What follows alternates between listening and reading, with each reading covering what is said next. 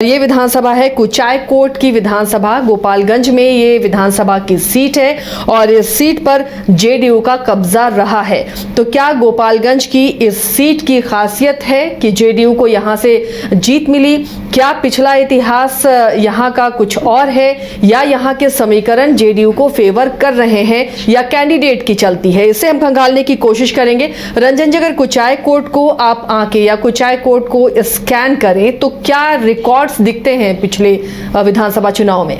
देखिए, अगर कुचायकोट विधानसभा क्षेत्र को हम लोग देखें तो ये गोपालगंज जिला में भी है और गोपालगंज लोकसभा के अंतर्गत ही कुचायकोट की सीट आती भी है। 1952 में ये सीट अस्तित्व में आई, लेकिन 1976 में ये विलोपित हो गया और उस समय यहाँ पर चुनाव नहीं हुआ और फिर जो है एक ब्रेक के बाद 2010 में फिर से कुचायकोट जो है वो अस्तित्व में आ गया और फिर यहाँ पर चुनाव जो है वो होने लगे।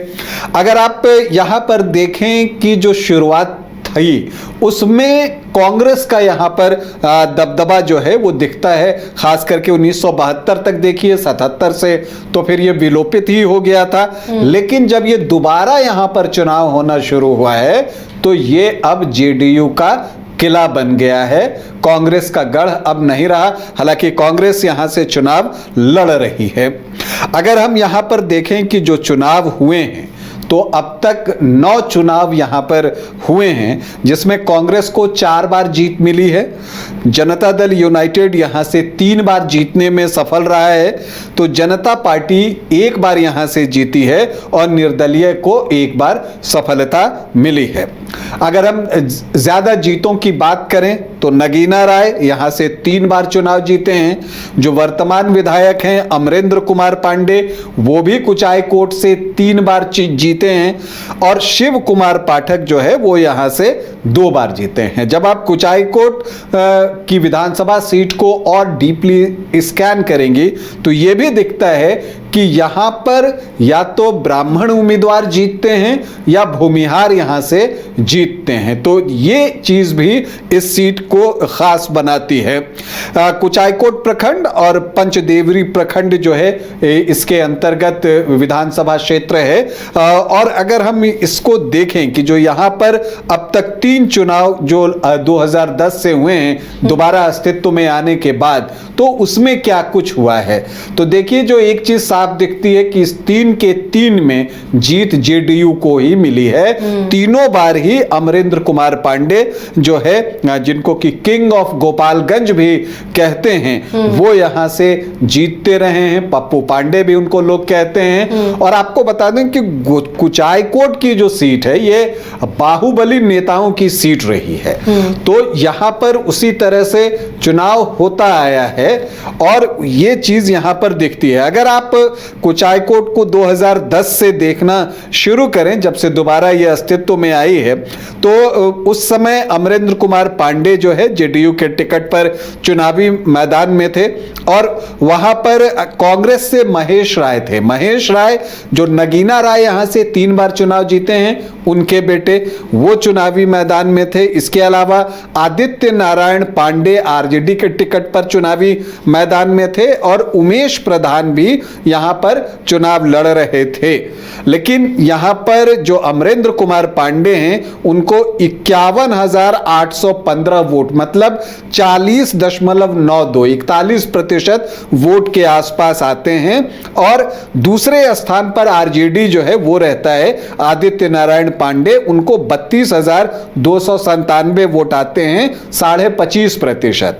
और जो उमेश प्रधान हैं वो जो है निर्दलीय होते हुए भी तीसरे स्थान पर रहते हैं 15,615 वोटों के साथ, जबकि कांग्रेस के महेश राय को चौथे स्थान से संतोष करना पड़ता है, उनको 4,924 वोट, मतलब कि 3.89% वोट आए। फिर 2015 आता है तो उसमें तो महागठबंधन बन चुका था, जेडीयू आरजेडी कांग्रेस साथ में थी। जेडीयू की सिटिंग सीट, तो सीट लड़ने के लिए भी उसे ही मिली और जब उसे ही मिली तो जेडीयू ने वही उम्मीदवार फिर से रिपीट किया, अमरेंद्र कुमार पांडे फिर से यहां पर खड़े हुए और उनके सामने एलजेपी से काली प्रसाद पांडे जो है वो चुनावी मैदान में उतरते हैं।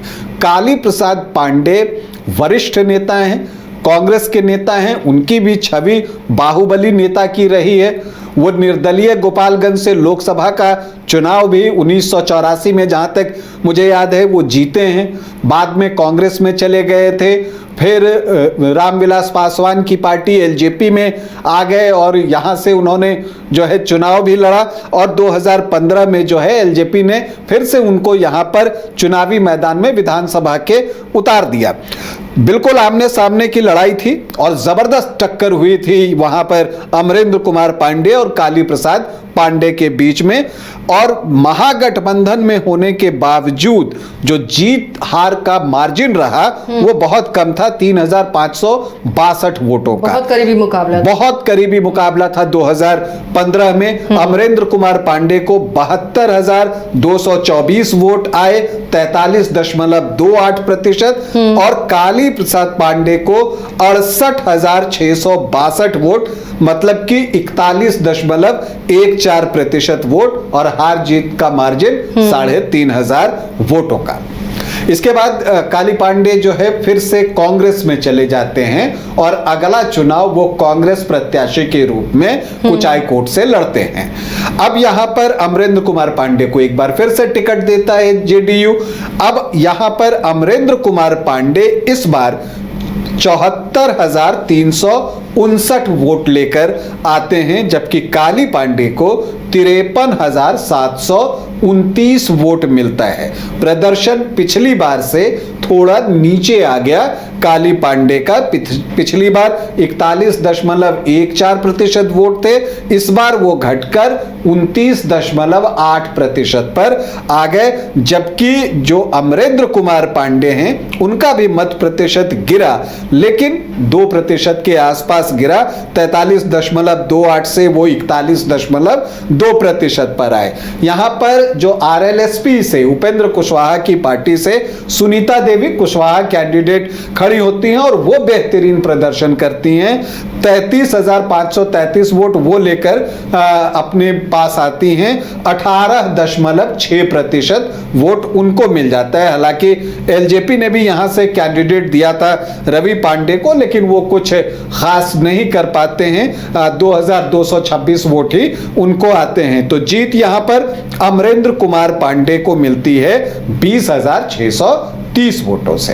अब इस बार जो बड़ा सवाल है, चूंकि काली पांडे की एक उम्र हो गई है, तो यह संभावना व्यक्त की जा रही है कि इस बार शायद वो चुनाव न लड़ें। तो ऐसी परिस्थिति में कांग्रेस से उम्मीदवार कौन होगा, या ये सीट आरजेडी को चली जाएगी, बहुत तरह की चर्चाएं यहां पर हैं। लेकिन जो आप कुचायकोट का ट्रैक रिकॉर्ड देखते हैं तो यहां पर एक चीज तो दिख रही है कि यहां ब्राह्मण या भूमिहार कैंडिडेट ही जीतते रहे हैं। तो ऐसे में यह हो सकता है कि जो भी पार्टी लड़े, चाहे वो कांग्रेस हो आरजेडी हो, इन्हीं दोनों कास्ट में से किसी एक को उम्मीदवार बनाए।